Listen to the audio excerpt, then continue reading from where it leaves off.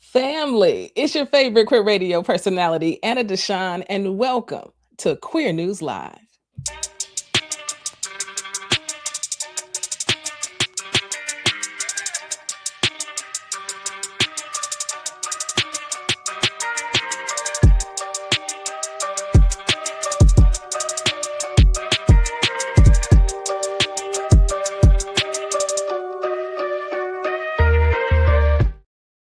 That's right. Y'all know how it is. We get here every Monday at 7 o'clock p.m. Chicago time and every Thursday at 12 o'clock Chicago time to give you the latest in queer news. You know, I'm your favorite queer radio personality, Anna DeShawn, and we've been having a good time on Queer News Live. We've been going for a couple of months now, and you all have been getting the information y'all said y'all wanted, and I'm loving it here. I get to talk to the folks who I admire, who are also doing amazing work out here into the world.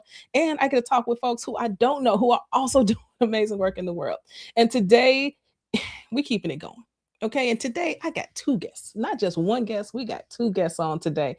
And I'm excited about it. Can you tell? I have president, founder, Chicago icon, Chicago legend. I could be here all day reading her bio, but then we would literally be here all day. So I'm just going to welcome the Mary Morten to Queer News Live right now. Welcome, Mary. Well, thank you so much. It's wonderful to be here with you on Queer News Live. Very excited. I'm so glad we could do this. And we get the chance to talk about something that maybe folks have not heard about. And that's also part of the purpose of the show, is to amplify all the things happening in our community, because there's so much that just gets lost. And we don't want this to get lost. Not at all. Not at all. We do not want this to get lost. Today, we're going to talk about 7 days in June. 7 days in June. Can you tell the good people exactly what that's about? Absolutely. So 7 days in June, the full title is 7 Days in June, Health is Primary, takes place June 1st through June 7th. And this is a nonpartisan, very important, nonpartisan, doesn't matter, which side of the aisle you're on, but it's a nonpartisan grassroots national campaign to really ring the bell about what's happening with health cuts and healthcare in this country. We have a slew of midterms coming up the first week of June, and that's one of the reasons it's attached to that week. But also here in Chicago, in the Midwest, we know our midterms come up in the fall. However, many of the changes, and we've heard about them, right? The $1 billion cuts to Medicaid and the SNAP benefits, the increase in premiums. My own company has already seen the increase in premiums in healthcare insurance. We know that many of these cuts are not fully taking effect until after the midterms. And it was, of course, purposefully staged in that way. And so what we want folks to do is to understand that now we need to work together, all of us, across all of our differences. We must come together and make sure that the 2026 candidates understand that we expect them to help all of us take care of each other. We can't do this by ourselves, and we cannot continue to have a healthy country when we have this kind of the kinds of cuts that are going on that have been proposed, and then in most cases will take effect later this year. I appreciate that you all are looking at this from a nonpartisan angle. Absolutely. This is not about ideologies in this moment and these particular issues. This is about access to healthcare. This is about the price of healthcare. It's about what is being cut and who is being cut and who's being impacted, right, by these cuts.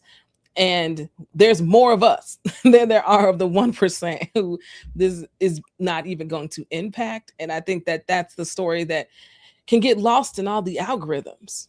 Absolutely. I think that is what we want to say over and over again, that we have to work together. We have to work across our differences. And the week of June 1st through June 7th in Chicagoland will include activities that folks have been working on for several months in some cases. Folks that are putting together events that are just for this week because they want to raise up a particular issue. An example is that Morten Group, Morten Group is the Chicagoland convener for 7 days in June. And we've been working with a host of organizations across the city and even outside of the city. We are the Chicagoland convener, and that means that we will host an event on June 2nd at Sisters in Cinema and on the south side of the city. And it's titled Black Women's Voices, Our Bodies, Ourselves. stories of health, healing, and hope. And that will be at 6:30 with refreshments, 7 p.m. We're going to start some extraordinary stories. And we'll have those stories really, I would say, pinpointed by the fabulous Jacqueline Boyd from the Care Plan, who will be able to share some really important statistics and opportunities for us to understand what's happening with our health. That's going to be really important. We're excited about that on June 2nd. We also are putting together the vigil. The vigil will be happening across the country because this is a national effort, and it started on the West Coast, and we are picking up the baton here in the Midwest. And the vigil will be at the AIDS Garden, Chicago. Again, that's Friday, June 5th. It starts at 7:30, and it will go for about an hour before we light the candles and really remember all those that have been lost to I should say, to healthcare cuts and not being able to access the healthcare that is needed. Healthcare really should be a right, but it's in this country, it's a privilege. I should also add, and I know you'll have your other guest, Dr. Keith Green, talk about this, but it'll be the 45th anniversary of the HIV epidemic. And that means that 45 years ago, this is when the CDC released the report. It is unbelievable that it's been 45 years and we are still battling this disease. I think many people think, oh, we're done with that, right? People are living longer. People are living better, but it is not over. It's not over. So we're going to talk about HIV and AIDS. We're going to talk about breast cancer. We're going to have representatives from the disability community. We're going to talk about issues that really matter, mental health, all the things that make us whole, healthy people. Absolutely. And family, y'all know I love me a good ticker. Okay. So in the ticker for more information about these events that Mary's talking about, or if you just want more information about 7 Days in June, visit the website 7daysinjune.org.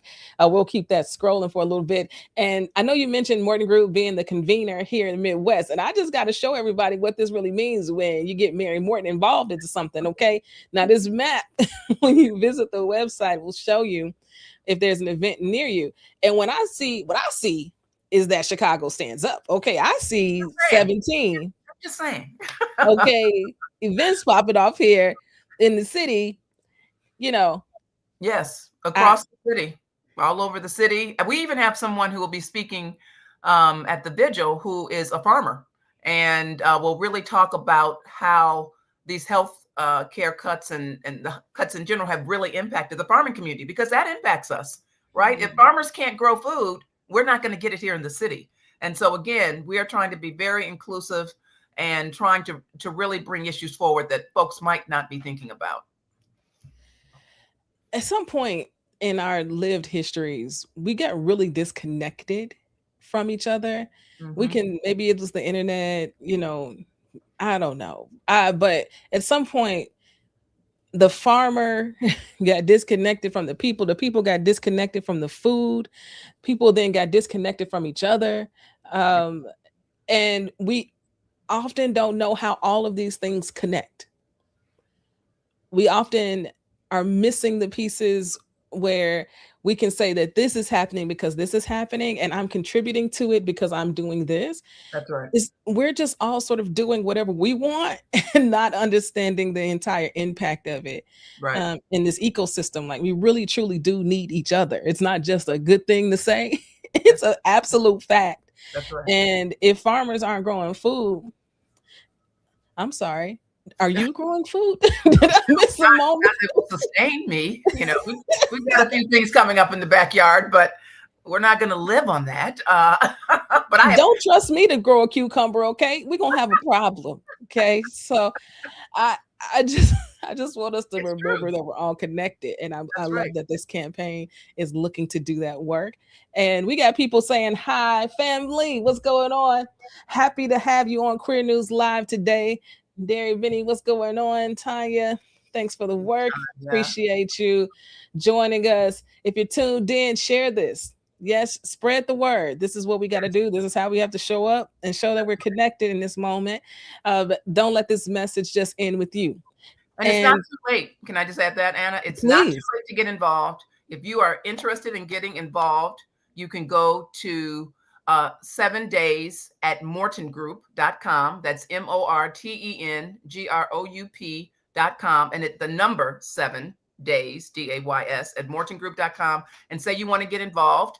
And we will find a way for you to get involved. And that may be helping out at an event. It might be helping out at the vigil. You may want to endorse this particular campaign. And if you want to endorse it, send us your name. We will add your name not only to our list, but it goes to the national website. There's a national website of endorsers, and we'd love to include you in that. And I'm about to get my ticker going. You already know I love a ticker. Mary, to make sure I spelled it right, 7 days at Morten Group. That is right. Okay. Right. Yes. Good people, if you want to get involved, that's where you got to go. Now, it's not just us two today on this live. We got an extra special guest.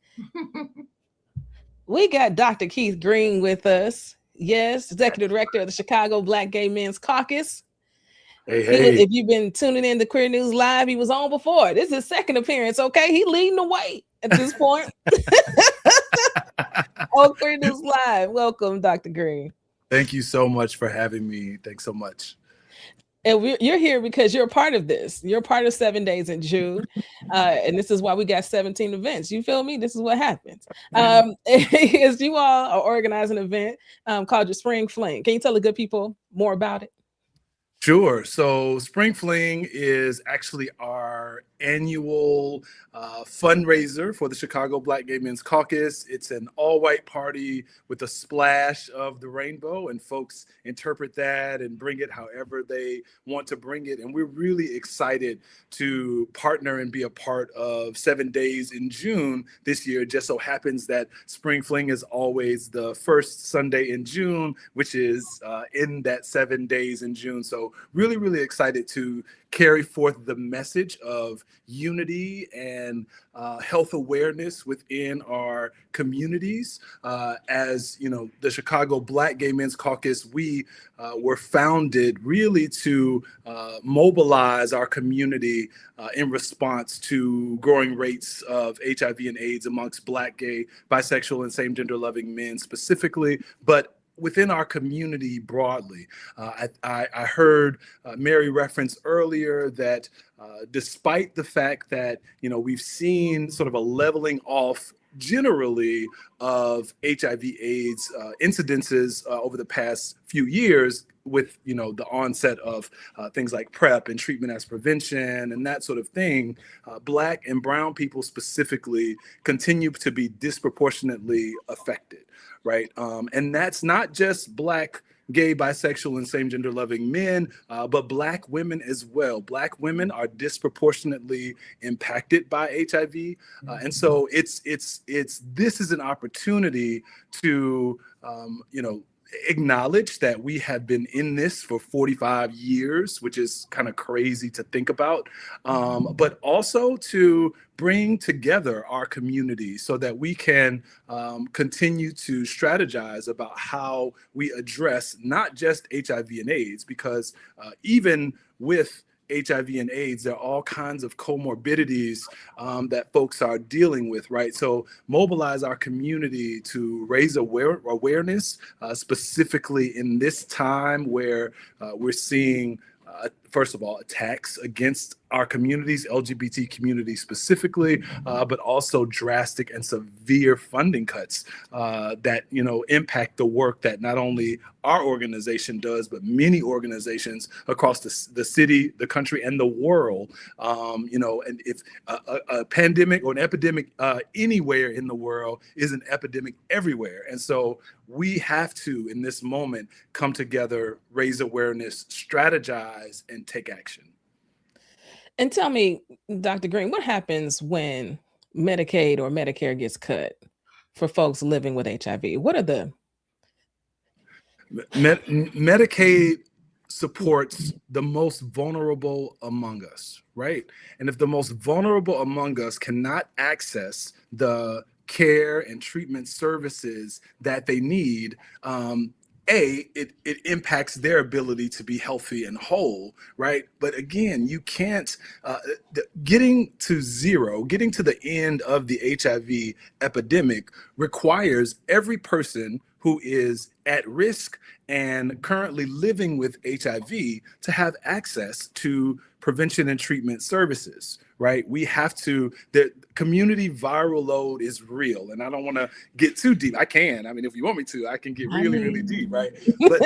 But the way that we'll end the epidemic is to lower or eliminate our community viral load. So that means every person living with HIV is on treatment and has an undetectable or as close to undetectable viral load as possible. If there's no virus in the community to be contracted, we eliminate new HIV cases and diagnoses. When you remove Medicaid from the most vulnerable amongst us, that's a significant portion of our community that will not achieve undetectability.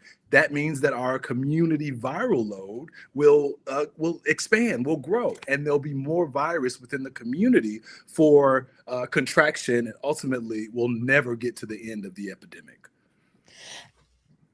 I don't know if I've heard it described quite that way in terms of community viral load. That feels like a way to, that includes everybody. Like everybody is a part of this solution. Not even if you are not living with HIV, even if you think you don't know somebody living with HIV, that it's all of our responsibilities to make sure our community viral loads are low. I love that.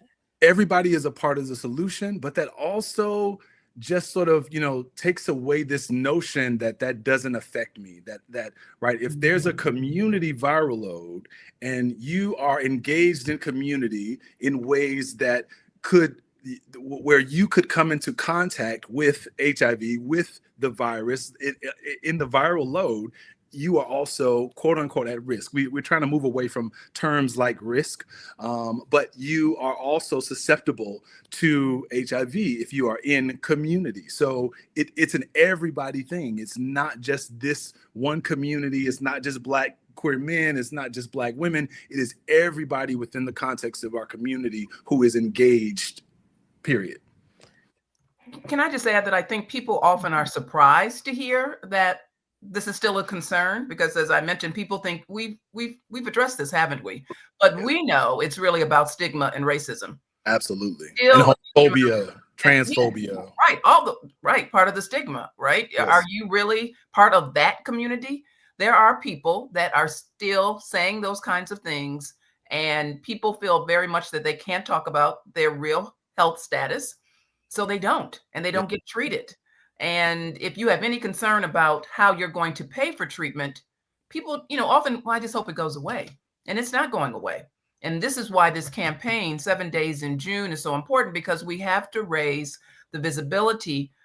Because many people, and I certainly know that you know this, Dr. Green, that people are often using emergency as their health care. That's right. They wait until they get very, very sick, and then they wind up in emergency. That's right. And we should be thinking about prevention.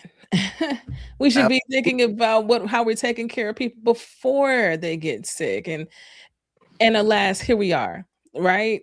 More debt than we've ever seen, more cuts than we've ever seen in our lifetime, to all the things that are helping folks that we care so deeply about, and who end up being the most impacted. I always like to quote one of my mentors, Phil Wilson. We have all of the tools that we need to end the HIV epidemic. What we lack is the will to do it. That's right.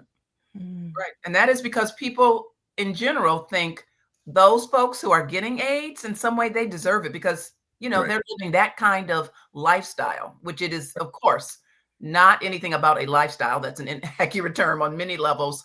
But it is part of the racism and the stigma that continues to be attached to it. That's right.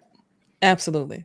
I had an opportunity to produce a series called Shine a Light on It, where we talked with Black women who are living and thriving with HIV, and to hear their lived experiences and the way in which they've been treated and the things that people have said to them, after finding out about their diagnoses. It is steeped in so much ignorance, and it is steeped in so much racism and hate, and just ignorance in the purest form of, I just don't understand.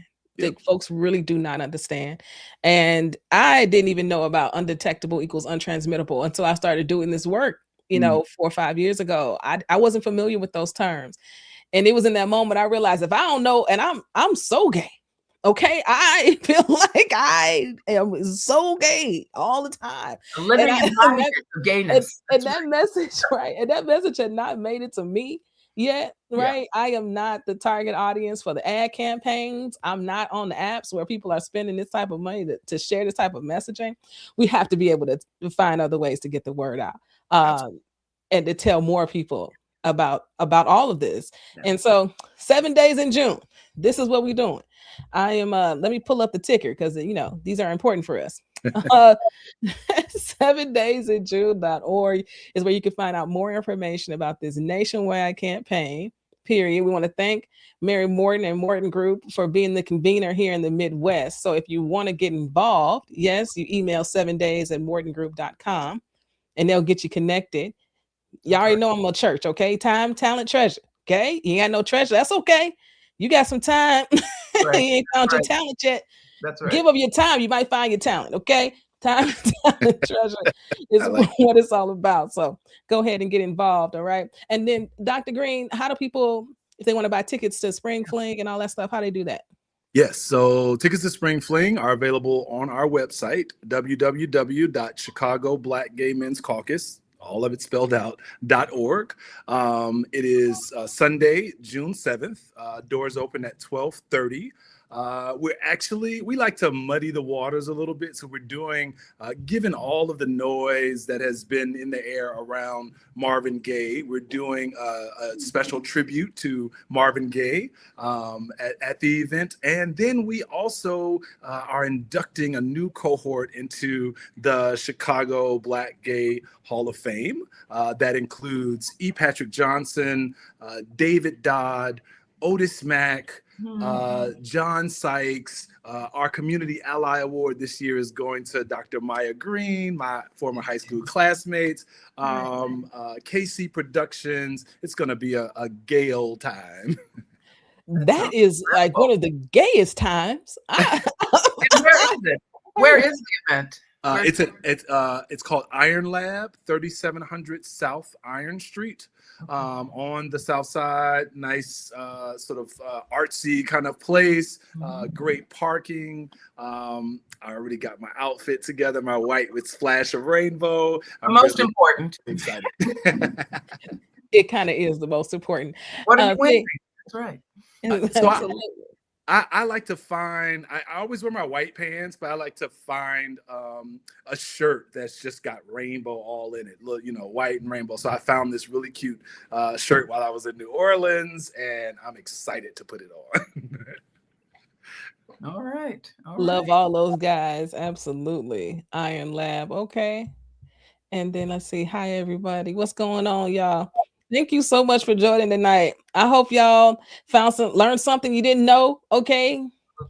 You want to come to the Spring Fling, right? The caucus is putting on. You want to come to the vigil. Yes. You want to come also to the event on June 2nd at Sisters in Cinema about Black women's health. There's things happening. It's exciting. Always. This is our Super Bowl. Okay. The queer Super Bowl is quickly approaching. Okay. And there's lots of things for us to get into. Yes. Can I just add that this is really broader, which is so wonderful than the queer community. There'll be events happening across Chicagoland, and you will be able to find those events on the 7daysinjune.org website. It is so important to check out these events and to understand that it's just not the queer community. It's all of us together that are going to make a difference. And we want everyone to come out, get involved, go to the website, check it out. That's it. Thank y'all so much for joining me. Thank you for giving us this opportunity. Yo, I love them. Okay. They out here doing the work always. And I'm just grateful we got a platform where we can amplify the work that they're doing. Okay. So that's what we do here on Queer News Live. You can join me here every Monday at 7 p.m. Chicago time, every Thursday at 12 o'clock Chicago time. We on YouTube, we on Facebook. We're coming to where you are. That's what this is all about. Now, big announcement. I'm pivoting to Substack, okay? So I need y'all to go find me on Substack. It's queernewspod.substack.com. And like I said, I do love a banner. Let me get it for you. So on our Substack, it's really great. We're going to be able to share the queer news stories that we share on the podcast. right on Substack. And I know sometimes you may miss a week of the podcast. I get it. And I still want y'all to know what's happening. It's so important that we are informed, that we stay informed. And sometimes social media and the scrolling can just be too much. Sometimes the news just feels inundating and it feels like it's always bad. And what we really try to do on the podcast is that we're going to give you the news that may be a little hard, but there's also a lot of really good news that's happening as well that we don't hear about. Good news travels real slow. And so the goal of the pod is to keep you informed of the bad, but also the really good and the hopeful. Yes. So that's what we're doing on the podcast. I hope that you decide to subscribe to our Substack. You're going to see a lot of pushes, a lot of imagery, all the things, videos of me talking about it, because this is where I want us to gather. This is we're able to be community here in chat rooms through video. It's going to be a lot of fun, and I get to share some in-depth pieces and write a little bit more, which I'm really looking forward to. So, family, please go subscribe to our Substack, queernewspod.substack.com. And if you feel so inclined, join the Q crew as low as $5 a month. All right. I love y'all so much. This is what we do. We are Queer News Done Right.